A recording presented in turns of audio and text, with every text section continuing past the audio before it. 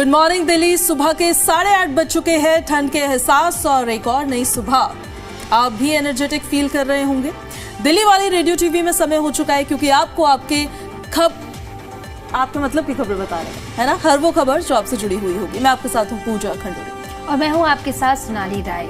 तो चलिए अब आपको दिखाते हैं खबरें रेडियो और टीवी के गजब कॉम्बिनेशन में। एक अनोखे लहजे में बताएंगे आपको खबरें और एक अलग अंदाज में पेश करेंगे खबरें आपके सामने, जहां आपको खबरें सुनाएंगे भी हम और खबरें दिखाएंगे भी हम। आप ही की गलियों से लेकर आपके पूरे दिन भर की कहानी तक यहाँ हर खबर होगी सिर्फ और सिर्फ आपके मतलब की। तो कान खोलिए, दिल लगाइए और जुड़ जाइए हमारे साथ, क्योंकि आप देख रहे हैं दिल्ली वाला रेडियो टीवी। तो लेट्स स्टार्ट सोनाली दिल्ली वाला रेडियो टीवी।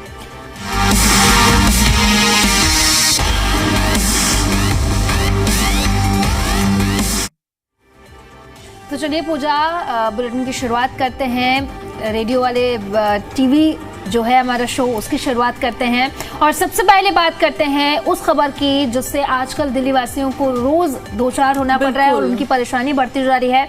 प्रदूषण को लेकर के हम बात कर रहे हैं। दिल्ली के कई आज भी ऐसे इलाके हैं जहां पर AQI जो है वो 300 के पार है, जिसकी वजह से लगातार लोगों की परेशानियां बढ़ती जा रही हैं।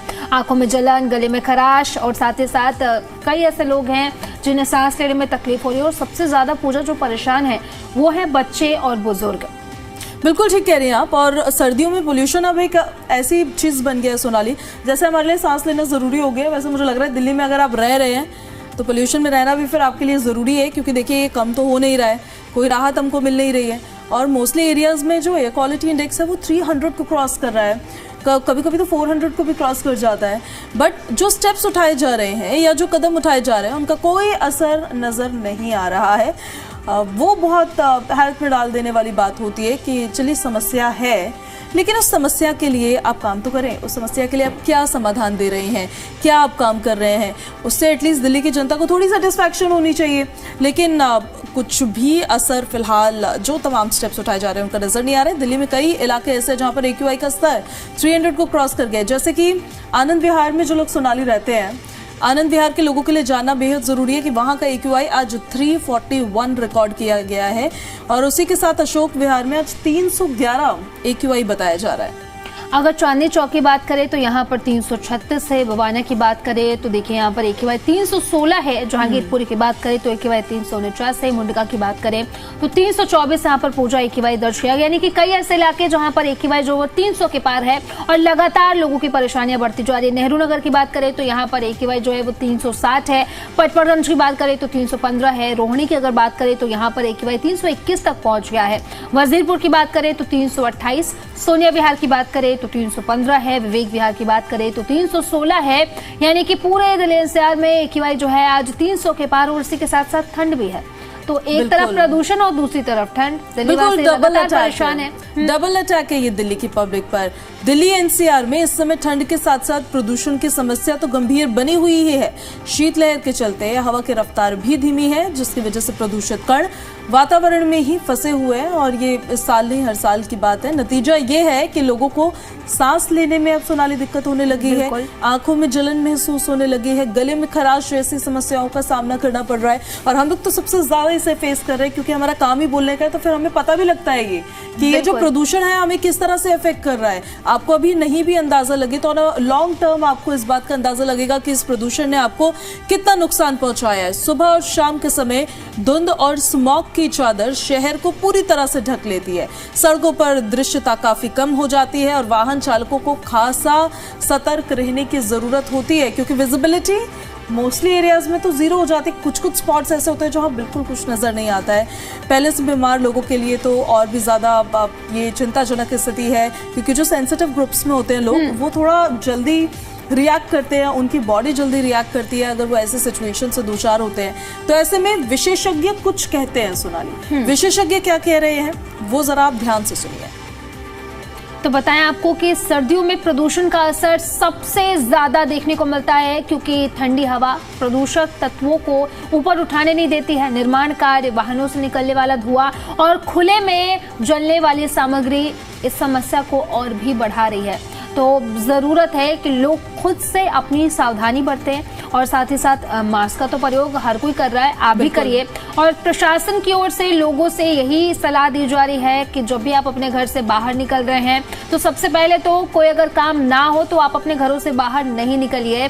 और इसी के साथ साथ अगर आप घर से बाहर निकल रहे हैं किसी काम की वजह से तो मास्क का इस्तेमाल जरूर करें और घर को साफ सफाई अच्छे से क्लीन करके रखिए। और डस्टिंग आप करते हैं तो सूखे कपड़े से ना करें, इट्स वेरी इंपॉर्टेंट, गीले कपड़े से करें, क्योंकि आप वो जो प्रदूषण कर रहे हैं उसको आप इनहेल कर रहे हैं, आपके सांसों के साथ वो अंदर जा रहे हैं, तो वो आपके लिए अच्छा नहीं है। तो इट्स बेटर कि आप गीले कपड़े से घर की सफाई करें।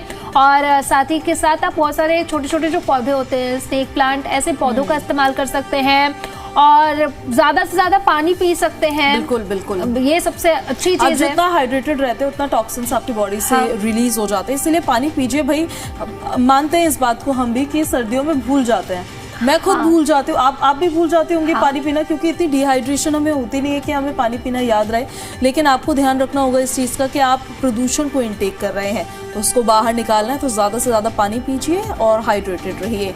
और जो पब्लिक ट्रांसपोर्ट होते हैं आप भी सहयोग करिए अपनी तरफ से। देखिए सरकार प्रशासन तो जो कर रहा है सो कर रहा है, लेकिन हमें अपनी तरफ से कैसे कंट्रीब्यूट करना है। हमें ऐसे कंट्रीब्यूट करना है कि हमें, अगर हम एक ही जगह से 4 लोग आ रहे हैं तो 4 अलग अलग गाड़ियां लाने से अच्छा है कि हम कार पूलिंग करें, उससे आपका फ्यूल भी बचेगा, आपके जो जेब खर्च ज़्यादा चले जाता है फ्यूल पे, उस पर भी आपको थोड़ी राहत मिलेगी और प्रदूषण में भी आपका जो कंट्रीब्यूशन होगा आपकी गाड़ी का वो थोड़ा कम होगा। तो इसीलिए आई फील कि यू कैन यूज मेट्रो, क्योंकि सबसे सही है, सुविधाजनक है और समय से आप जहाँ पर पहुँचना चाहते हैं वहाँ पहुँच जाएंगे। क्योंकि कई बार हम जाम में फंस जाते हैं, जैसे कि पूजा मुझे कई बार बताती है कि वो जाम में फंस जाती है, 1-1, 2-2 घंटे वो लेट हो जाती है कभी कभी। तो इट्स बेटर कि आप पब्लिक ट्रांसपोर्ट का इस्तेमाल कीजिए। मेट्रो सबसे सही चीज़ है, आप मेट्रो का इस्तेमाल कर सकते हैं। तो मेट्रो का इस्तेमाल कर सकते हैं, पब्लिक ट्रांसपोर्ट को आप यूज़ कर सकते हैं। और पर्यावरण के प्रति जो हमारी जिम्मेदारी है उसके लिए हमें भी जिम्मेदार बनना होगा। जब तक देखिए मौसम में बदलाव नहीं आता है तब तक तो दिल्ली एनसीआर के लोगों को ठंड के साथ साथ इसी तरह से सोनाली प्रदूषण की मार झेलनी ही पड़ेगी। इसीलिए खुद ही सतर्क रहने की आपको ज़रूरत है कि आपको किस तरीके से आगे बढ़ना है, कैसे अपने आप को सुरक्षित रखना है। ये तो रही प्रदूषण की बात। अब हम फटाफट बता देते हैं ठंड का क्या हाल है, क्योंकि देखिए टेम्परेचर लगातार कम हो रहा है और इस मौसम में आप बीमार ज़्यादा पड़ सकते हैं और अलर्ट रहने की ज़रूरत है। मौसम विभाग क्या बताता है वो भी ज़रा अब आप जान लीजिए। राजधानी दिल्ली में ठंड ने एक बार फिर से लोगों की मुश्किलें बढ़ा दी है।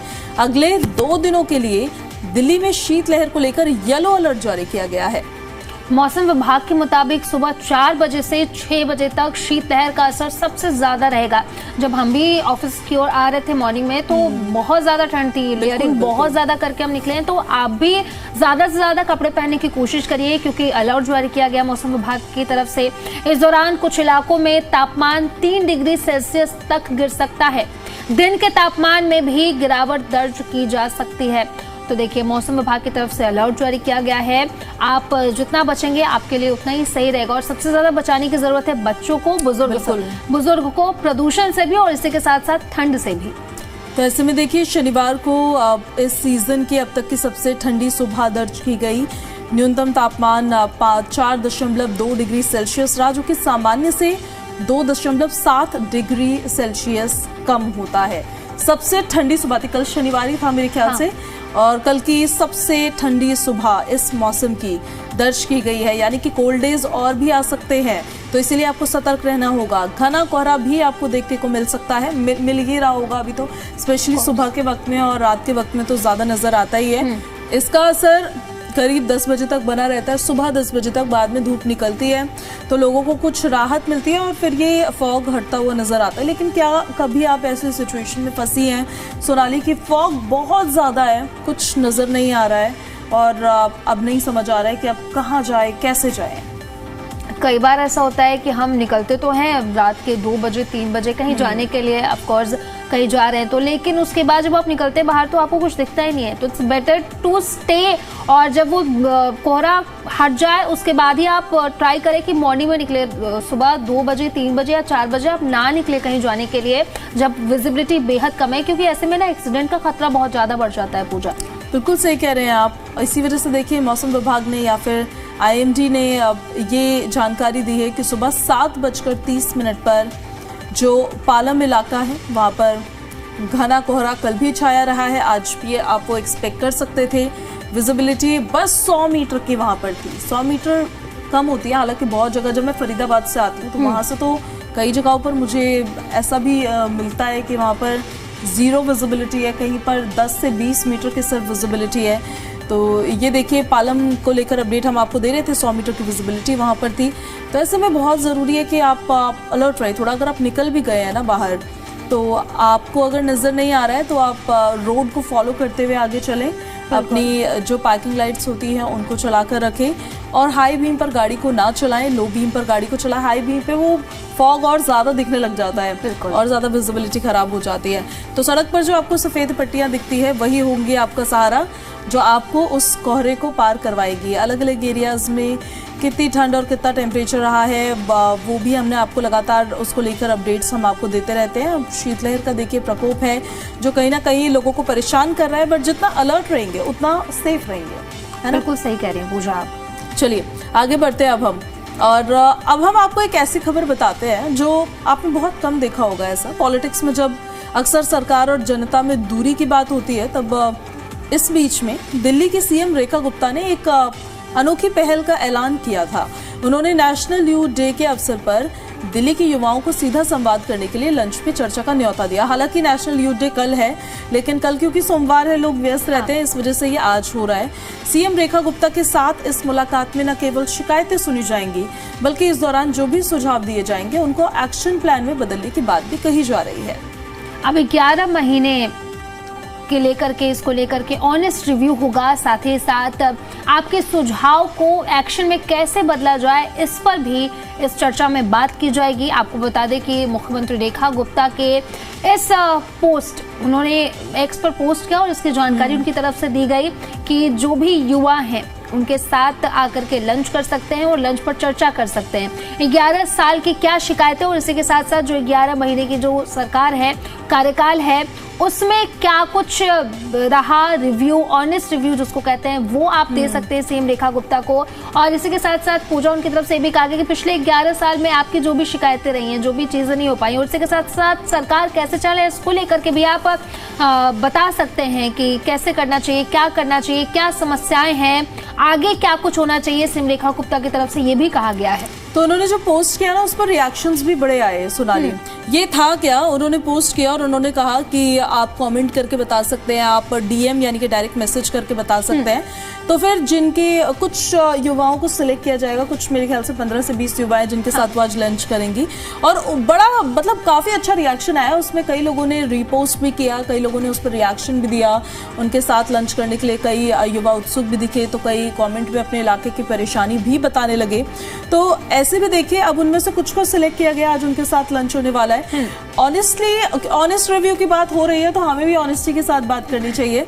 और आपको क्या लगता है, मतलब युवाओं, क्योंकि हम अभी उसी कैटेगरी में हैं, हाँ। हमारे जैसे युवा क्या सोच रहे होंगे दिल्ली के लिए, किस किस तरह की वो समस्याएं होंगी जो वो चाहते होंगे कि दिल्ली सरकार उन समस्याओं को एड्रेस करे और उनका समाधान करे।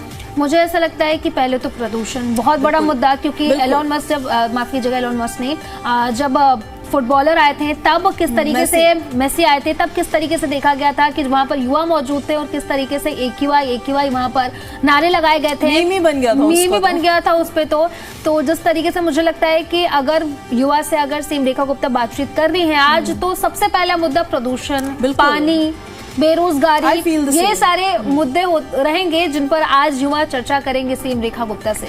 बिल्कुल। और मुझे ऐसा लगता है ना कि एक तो वायु प्रदूषण जो है उस पर भी युवा चाहेंगे कि इस पर काम किया जाए।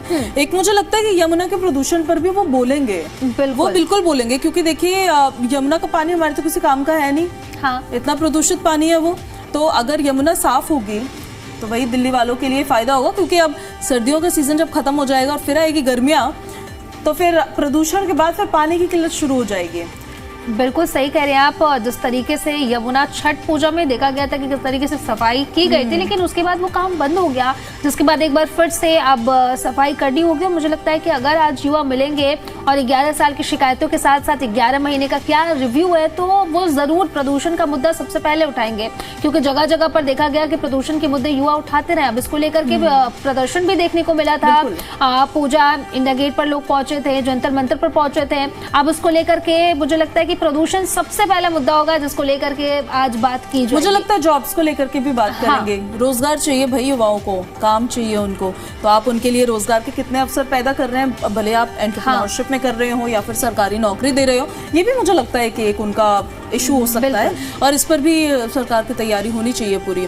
चलिए अब आगे बढ़ते हैं हम, और क्योंकि अब युवाओं और जॉब्स की बात कर रहे थे हम, तो सरकार के साथ तो खैर जो बातचीत होगी वो होगी, लेकिन एक भर्ती निकली है, वो उसके बारे में हम आपको इन्फॉर्मेशन दे देते हैं। इंडियन ऑयल कॉर्पोरेशन लिमिटेड यानी कि IOCL ने देश के कई राज्यों में 501 अप्रेंटिसशिप पदों पर भर्ती निकाली है। अगर आप सरकारी नौकरी या फिर अप्रेंटिसशिप की तलाश में है तो ये मौका बिल्कुल भी ना गंवाएं।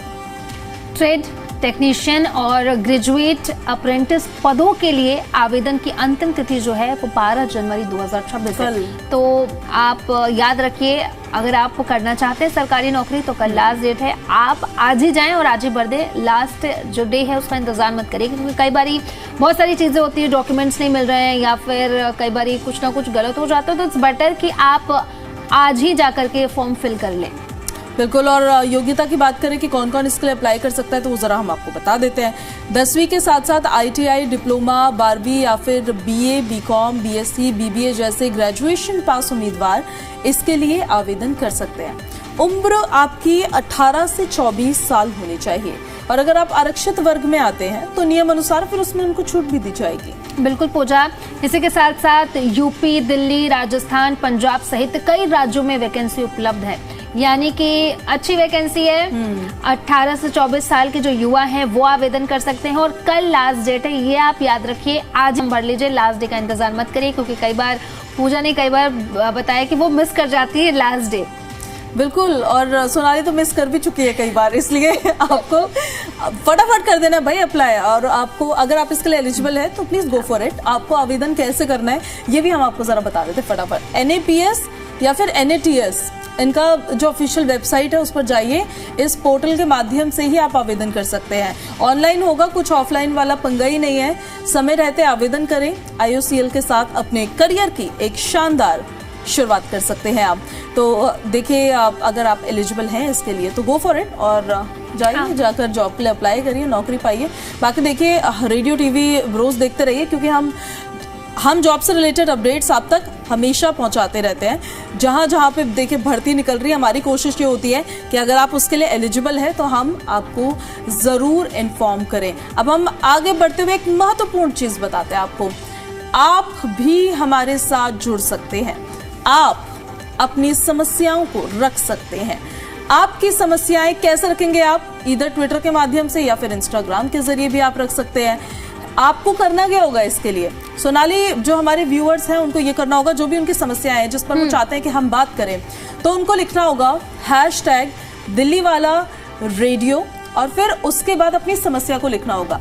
कहाँ लिखना होगा? आप या तो हमारे ट्विटर हैंडल के माध्यम से हमारे साथ जुड़ सकते हैं, जो जी दिल्ली NCR हरियाणा का है, या फिर आप मेरे ट्विटर हैंडल के माध्यम से हमारे साथ जुड़ सकते हैं @खंडूरी पूजा, या फिर आप सोनाली के इंस्टाग्राम हैंडल के माध्यम से हमारे साथ जुड़ सकते हैं। एंकर सोनाली राय पर जाकर DM करेंगे, डायरेक्ट मैसेज करेंगे, उनकी किसी पोस्ट पर आप कमेंट करेंगे, अपनी समस्याओं को बताएंगे, या फिर हमारा जो इंस्टा पेज है @ZDNH News, उस पे किसी भी रील पर जाकर, या स्पेशली रेडियो TV वाली रील्स पर जाकर करेंगे तो वो ज़्यादा हम तक जल्दी पहुंच पाएगा। तो आप, ये वो माध्यम है जिसके जरिए जी दिल्ली NCR हरियाणा के साथ जुड़ सकते हैं। आपकी समस्याओं पर बात भी होगी, क्योंकि जब इस प्लेटफॉर्म से बात होती है तो वो बात फिर ऊपर तक जाती है। इसलिए हम बार बार आपसे कहते हैं कि आप जुड़ें हमारे साथ, ताकि आपकी भी वो समस्या है जिसको आप खुद नहीं रिजॉल्व कर पा रहे हैं, अपने एज पे उसको हम सॉल्व करने की कोशिश करें। अब हम आगे बढ़ते हैं और सोने चांदी की प्राइस बता देते हैं फटाफट। तो चलिए सोना चांदी के दाम हम आपको बता देते हैं। 24 कैरेट सोने की कीमत है लगभग 1,40,610 रुपए प्रति 10 ग्राम की बात कर रहे हैं। वहीं अगर चांदी की कीमत की बात कर ले पूजा तो ये है 2,60,000, यानी कि सोने चांदी के जो दाम है वो आसमान छू रहे। खासकर चांदी की बात करें तो 2 लाख के पार है। और कई लोग होंगे, अब शादियों का सीजन भी है तो लोग खरीदारी करने जाएंगे ही, लेकिन सोने चांदी के जो दाम है, सोना तो खैर 1 लाख के पार ही है, लेकिन चांदी की कीमत भी आप देख लीजिए जरा, 2,60,000 बिल्कुल पर केजी के हिसाब से है। कितनी उछाल है। और मैं कल की प्राइस चेक कर रही थी सोनाली, आज के, क्योंकि जब मुझे अपडेट करने थे तो कल मैंने देखा था कि ऑलमोस्ट 2,40,000 के आसपास या 42,000 के आसपास था दिल्ली का प्राइस। और आज देखिए 2,60,000, मतलब ये कितना ज़्यादा बढ़ा है। ये 10-15 हज़ार से भी ज़्यादा की ग्रोथ है जो एक ही दिन में आप देख पा रहे हैं। कहाँ मैं सोच रही थी कि पता नहीं कहाँ सुना था ये कि 1 लाख से कम हो जाएगा सोना चांदी तब लेंगे, लेकिन ये तो 2 लाख को भी क्रॉस करता हुआ नजर आ रहा है। तो सोने और चांदी के दाम तो भाई आसमान छू रहे हैं। बिल्कुल। और यहाँ केवल सोने और चांदी हो रखी है, बाकी तो सब लोग डरे हुए ही हैं इस प्राइस को देखकर। अब हम आगे बढ़ते हैं और अब आपको हम बता देते हैं फ्यूल प्राइसेस कि आखिर आज पेट्रोल, डीजल और सीएनजी के दाम कहाँ पर क्या क्या है। दिल्ली में देखिए पेट्रोल के जो दाम है वो 94.77 पर लीटर बताए जा रहे हैं।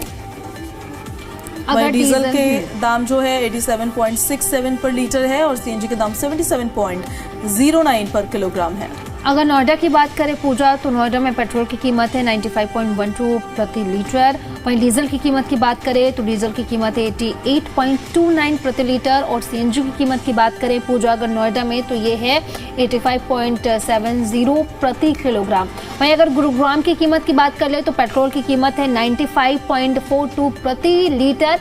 डीजल की कीमत की बात करें तो ये है लगभग 87.79 प्रति लीटर और सीएनजी की कीमत की बात करें तो 82.12 प्रति किलोग्राम है।